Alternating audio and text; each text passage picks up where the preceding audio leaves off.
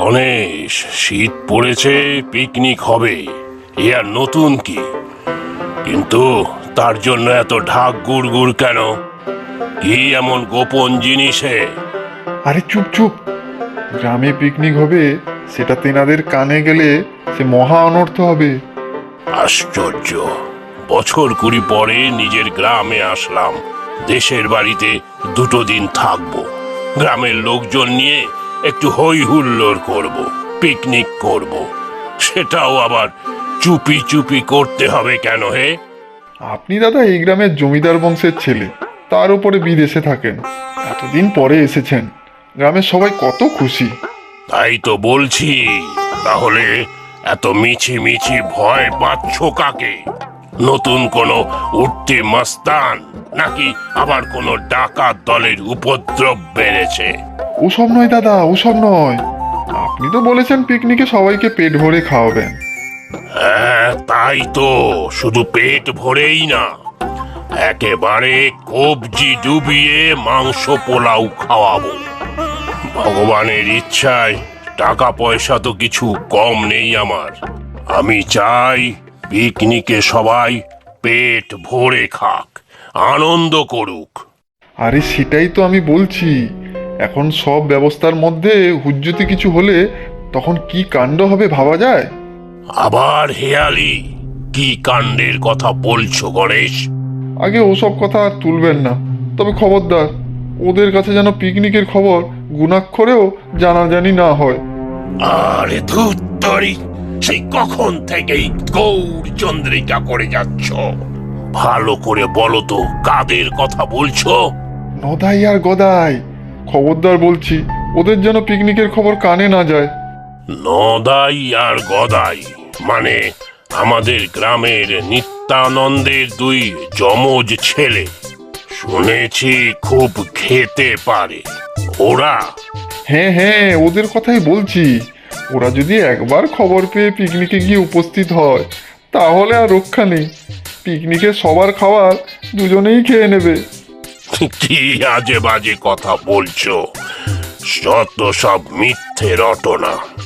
দুটো বাচ্চা ছেলে না হয় একটু বেশি খায়, তা বলে ওদের নামে এমন মিথ্যাচার? ছি ছি। আপনি ওদের তাহলে ভালোভাবে জানেন না দাদা, একবার খাওয়া শুরু করলে ওরা খেতেই থাকে আর খেতেই থাকে, খাওয়ার যুগিয়ে আর কুল পাওয়া যায় না। ওসব গাল গপ্প ছাড়ো তো, সব জোগাড় যন্ত্র শুরু করে দাও। পিকনিকও হবে, আর তাতে নদাই আর গদাইও থাকবে। দেখি ওরা কত খেতে পারে। জমিদার বংশের ছেলে আমি, আমাদের গ্রামের পিকনিক আর গ্রামের ছেলেদের খাওয়াতে পারবো না? আচ্ছা, তা যা ভালো বোঝেন, তবে পরে কিন্তু আমাকে বলতে পারবেন না যে আমি আগের থেকে সাবধান করে দিইনি। আচ্ছা, আমিও দেখে নেব। যদি সত্যিই ওরা খেয়ে খেয়ে সব খাওয়ার শেষ করতে পারে, তাহলে ওদের বিশেষ পুরস্কার দেব।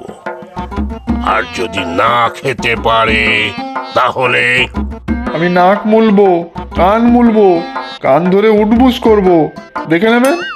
ঠিক আছে, পিকনিকের দিনই দেখা যাবে।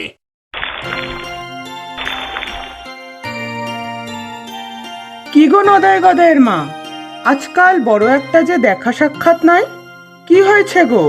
তোমার শরীর খারাপ?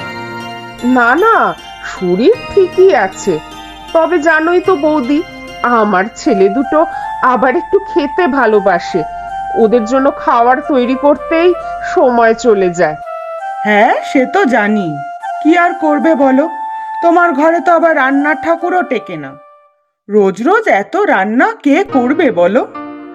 তুমিও যে কিভাবে সামলাও তা কে জানে।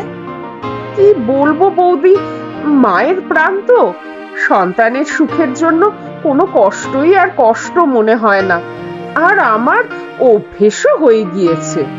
গ্রামে শীতের পিকনিক হচ্ছে জানো তো? কই, না তো, নদাই গদাই তো কিছু বলেনি। ও বলেনি? তাহলে নিশ্চয়ই তোমাদের বলবে না। ও মা, আমাদের বলবে না কেন? আমরা কি অচ্ছুত? সে আমি জানি না, আমাদের তো বাড়ি বাড়ি এসে বলে গিয়েছে। জমিদার বাড়ির ওই নগেন্দ্রবাবু এসেছেন না বিদেশ থেকে, উনিই সব ব্যবস্থা করবেন বলেছেন। নদাই গদাই পিকনিকের কথা জানলে নিশ্চয়ই ছুটতে ছুটতে এসে বলতো। নিমন্ত্রণের নাম শুনলেই দুটোতে পাগল হয়ে যায়। তাহলে তো মনে হচ্ছে ইচ্ছে করেই ওদের ডাকছে না। মনে নেই সেবার কি কাণ্ড, নদাই গদাই দুজন মিলে সব খাওয়া শেষ করেছিল। না না, এ তো অন্যায়। গ্রামের পিকনিক আর আমরা গ্রামের লোকেরাই থাকবো না, তা কি হয়? আর আমার ছেলে দুটো কি বানের জলে ভেসে এসেছে নাকি? তা ঠিক, তুমি বরং নগেন্দ্রবাবুর কাছে যাও, উনি হলেন পিকনিকের মাথা। উনি বললে আর কেউ না করতে পারবেন। আচ্ছা তাই যাব। আমি না হয় নদাই গদাইকে খাইয়ে দাইয়ে পিকনিকে পাঠাবো, আর ওদের বলেও দেব যাতে বেশি না খায়। হ্যাঁ, তাহলে আর আপত্তি কি? নদাই গদাই আমাদের কত লক্ষ্মী ছেলে। কি ভালো হয়েছে আলুর দমটা মা, যে কি বলবো। আর কিছু বলতে হবে না, লুচি দিচ্ছি আরো, খা তো। হ্যাঁ মা, আমার আরো 2-3 ঝুড়ি লুচি লাগবে কিন্তু। আচ্ছা বাবা, দেবো তো বললাম। তাড়াতাড়ি খা এখন, তারপর আমি দুপুরের রান্নার জোগাড় করব।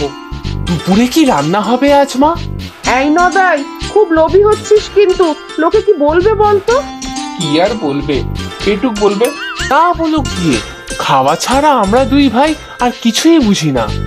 খাওয়াতেই শান্তি, খাওয়াতেই আনন্দ। হ্যাঁ আমারও তো, শুধু খেতেই ভালো লাগে, মনে হয় শুধু খেয়েই যাই আর খেয়েই যাই। আচ্ছা হয়েছে এবার, এই নে 2 ঝুড়ি লুচি আরো দিলাম। তুমি কি ভালো গো মা, সবাই আমাদের খাওয়া নিয়ে কত হাসাহাসি করে, গালমন্দ করে, কিন্তু তুমি শুধু আমাদের জন্য এত খাটনি করে রান্না বান্না সব করো। তা করবো না তো কে করবে? মা তো আমি তোদের। মা কখনো সন্তানদের খালি পেটে থাকতে দিতে পারে? দুপুরে কি রান্না হবে বললে না তো মা?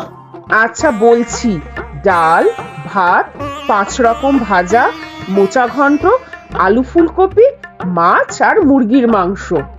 উফ কি মজা, আজও মাছ মাংস দুটোই হবে। আমি তো ভেবেছিলাম শুধু মুরগির মাংসই করব দুপুরে, কিন্তু মাছওয়ালা হরি এই বড় বড় 2টো কাতলা মাছ দিয়ে গেল তোদের দুজনের জন্য। ইস, কি ভালো হলো বলো তো মা, পুরো একেবারে নিমন্তন্ন বাড়ির মতো। এই যে বৌদি, ভালো আছেন তো? আরে গণেশ বাবু যে, আসুন আসুন। একটা কাজে এসেছি।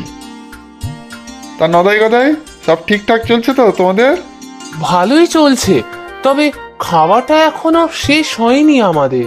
সে আর নতুন কি, যখন দেখি তখনই তো হয় খাচ্ছ, না হলে খাবারের খোঁজে ঘুরে বেড়াচ্ছ। আপনি যে কাজের কথা বলছিলেন সেটা বলুন। ও হ্যাঁ, নগেনবাবু পাঠিয়েছেন আমাকে। আগামী রবিবার আমাদের গ্রামের সবাইকে নিয়ে পিকনিক হবে। নগেনবাবুর দয়ার শরীর, তাই নদাই গদাইকেও ডেকেছেন পিকনিকে। পিকনিক আমাদের গ্রামে? যাব আমরা? হ্যাঁ, সেই রকমই তো নগেনবাবু বলেছেন।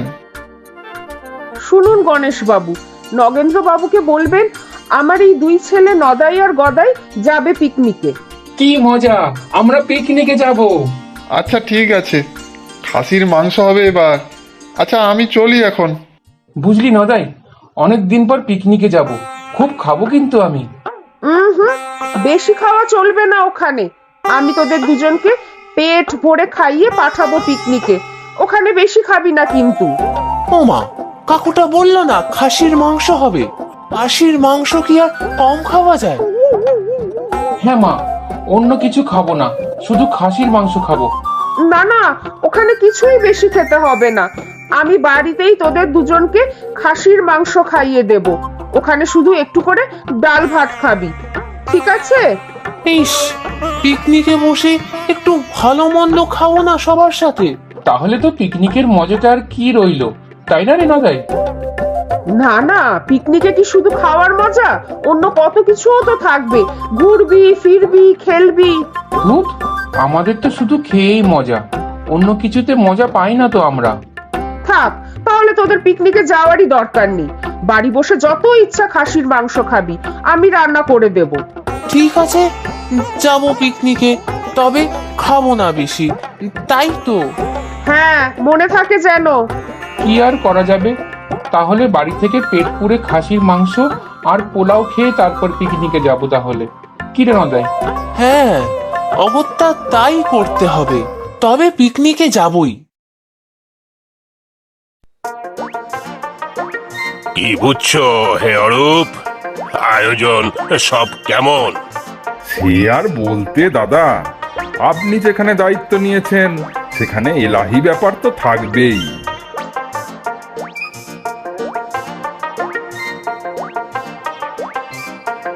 রান্না বান্নাও তো দেখলাম প্রায় শেষ।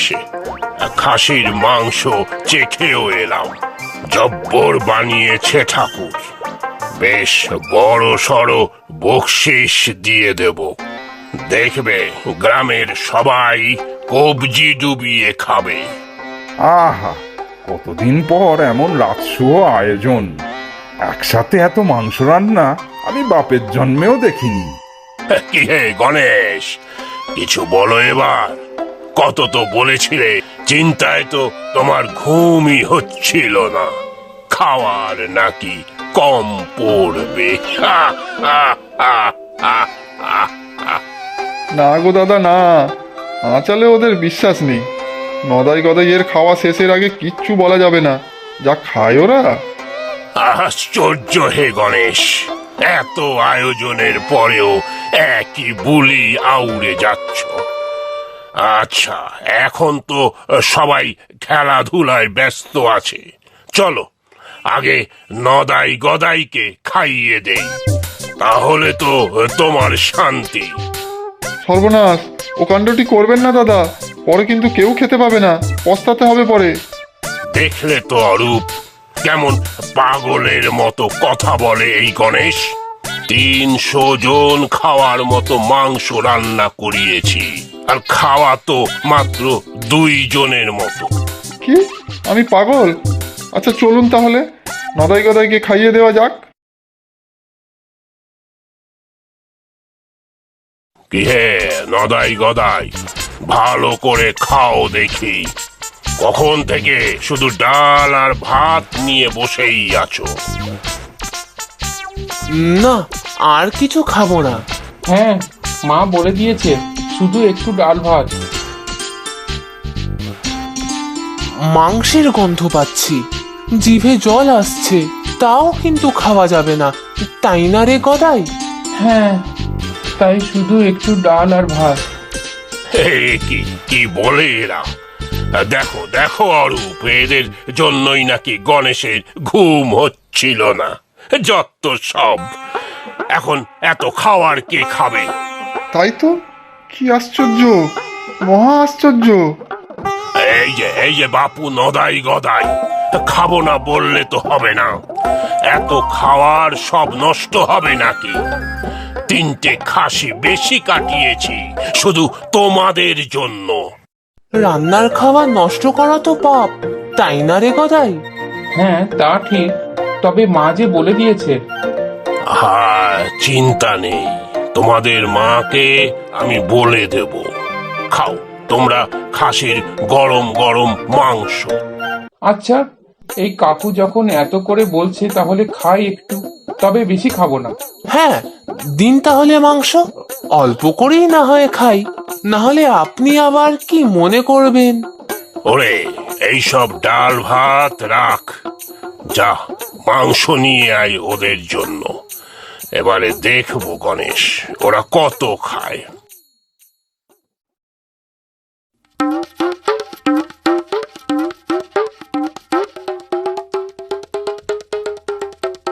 আহ, কি ভালো হয়েছে! সকালে মা যেমন ভালো রান্না করেছিল, ঠিক তার মতোই। এই যে দাদা, হাত দিয়ে না, বালতি ঠেলে দিন তো পাতে। সত্যি কাকু, কি ভালো মাংস!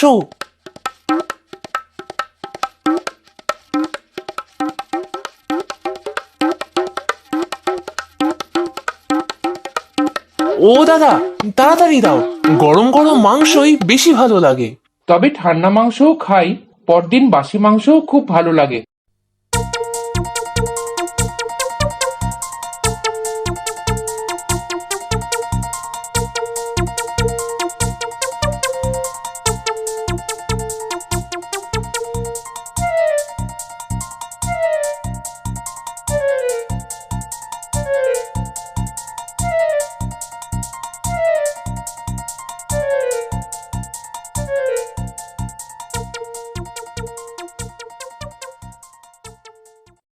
ও দাদা, বুঝছেন কিছু?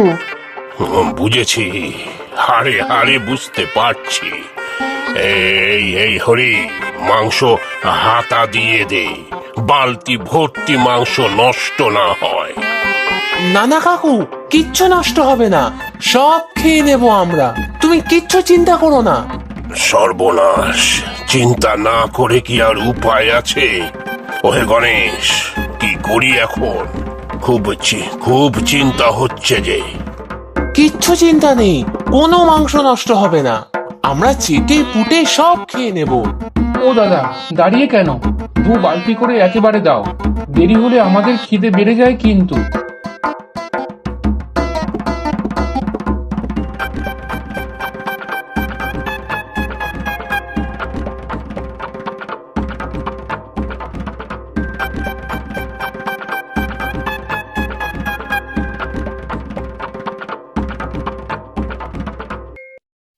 ও ভাই গণেশ, আমার ঘাট হয়েছে।